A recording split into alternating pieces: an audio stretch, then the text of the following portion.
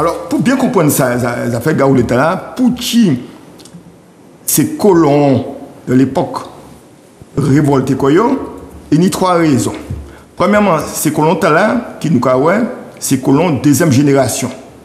Ce n'est pas beaucoup qui sont en France, c'est beaucoup qui Martinique, nous avons les créoles, ils sont Martinique.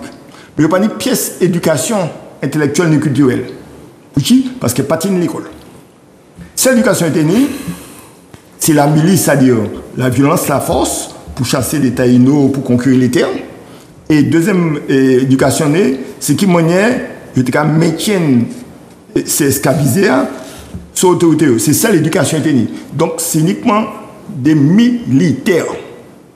Ça s'appelle la milice. Nous avons installé ça qui ça, la milice. Et la milice est divisée en pratiquement 6 zones importantes en Martinique. Et la côte Caraïbe, la côte Atlantique, Marin, Fort-de-France, etc. Et c'est eux qui caméra. Donc on est en opposition entre les colons et miliciens de terriens, c'est des terriens, pratiquement analphabètes. Et pour nous en opposition, ce sont les administrateurs envoyés par le gouvernement colonial en Martinique, qui est d'opposition frontale. Dans ça, il est écrit, c'est lui qui a dirigé l'administration, le conseil souverain, etc. De l'autre côté, c'est des Bougambabra. C'est des Bougambabra. Donc, premièrement, ça c'est pour ça clair tête tout le monde. Donc, quand c'est mon nom qui participe à ce mouvement-là, et c'est qu'on a pratiquement pas existé Martinique encore en Martinique. Et tout a disparu. Donc, regardez ces noms, ces chiffres-là qui ont pratiquement disparu. Il y a des noms qui apparaissent, Valmenière, nous connaissons l'hôtel Valmenière, nous connaissons la Garrigue, nous connaissons Tibetala, mais parité, c'est bien montrer qu'il y a une évolution. Voilà. Alors, quand on regarde ça, c'est ça dans le terrier. Le terrier, c'est pratiquement un document qui est l'équivalent sous du plan cadastral, qui a non, ces propriétaires-là, etc. Donc, nous arrivons là, premièrement, donc, bien comprendre ça. Deuxième élément important, c'est pendant toute période-là, l'Europe en guerre, c'est-à-dire les nations royalistes en guerre, la France, l'Espagne, la Hollande, etc., ils sont en guerre. Et ils sont en guerre qui a fini sans vainqueur, qui a reconnaître par le traité d'Utrecht, qui a reconnaître que les frontières d'avant, c'est ça qui est bon. Alors, ça veut dire qui ça?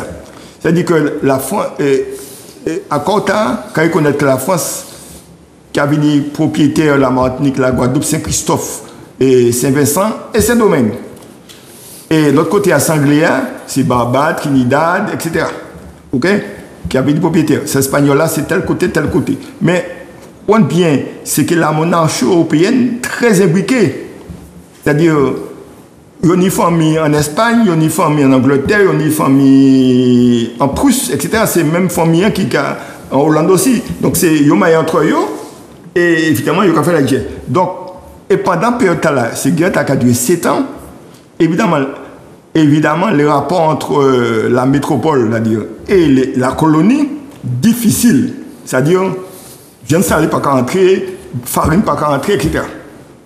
Et deuxièmement, la Martinique pas qu'à expédier non plus vers la métropole, la colonie. Premièrement.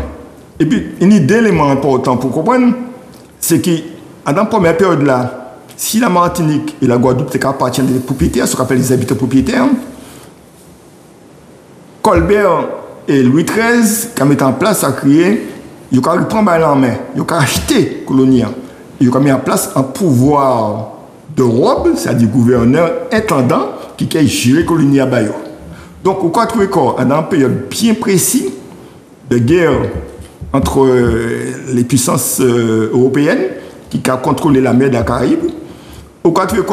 Et puis des colons qui, en gros, sont des militaires, c'est eux qui la milice, c'est eux qui conquis la côte atlantique, c'est eux qui ont en guerre en permanence, et puis les taïnos qui vont chasser, c'est eux qui ont en guerre aussi, et puis les Espagnols, les Anglais, ça et ils mettent en place à créer une espèce de trafic pour échanger, pour acheter viande, etc. Et les Colbert qui ont mis en place ce pacte colonial pour y prendre ça en main, évidemment, difficulté à poser quoi différemment. Et ça part de moment là, nous croyons que les colons Martinique qui pas très cultivés, mais qui étaient militaires mais bien organisés, c'est les milices, bien organisé. Il rentre en conflit, évidemment, et puis pouvoir administratif colonial. Il rentre en conflit, et puis je rentre en conflit, et puis, parce que les Colbert et le pacte colonial de place, tout ce qui est trafiqué est fait. C'est-à-dire la vente des produits est fait ici, à travers et puis les commerçants, les navires anglais, etc. Surtout les navires anglais et puis hollandais.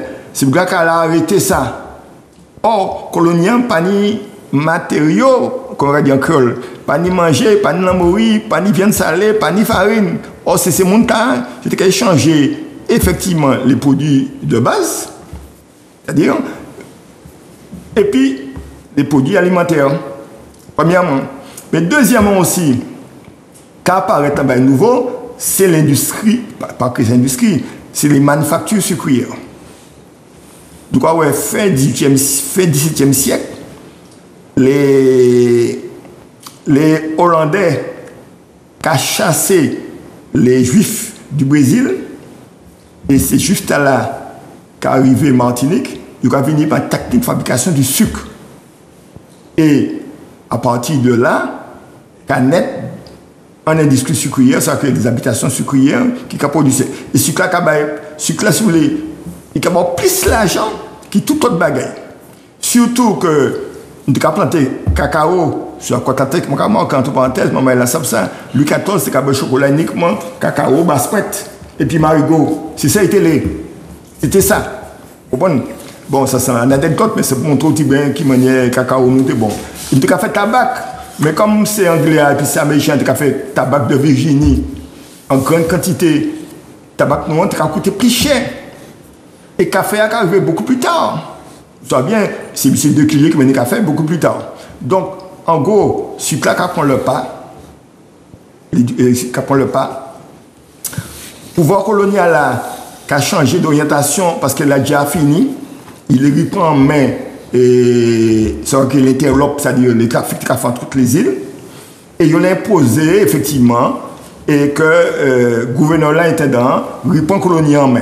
Et les malheureux gouverneurs de l'époque qui sont arrivés, c'est Varenne et puis l'intendant c'est Ricouard, et ils sont arrivés et disent bon, nous comme était dans la colonie. Et comme était dans la colonie, c'est-à-dire, ils ont déclenché, premièrement, évidemment, mise en place des épopées capitales par tête, c'était important, et ils ont déclenché une série d'inspections des habitations pour voir si ça c'est déclaré qui correspond à ça.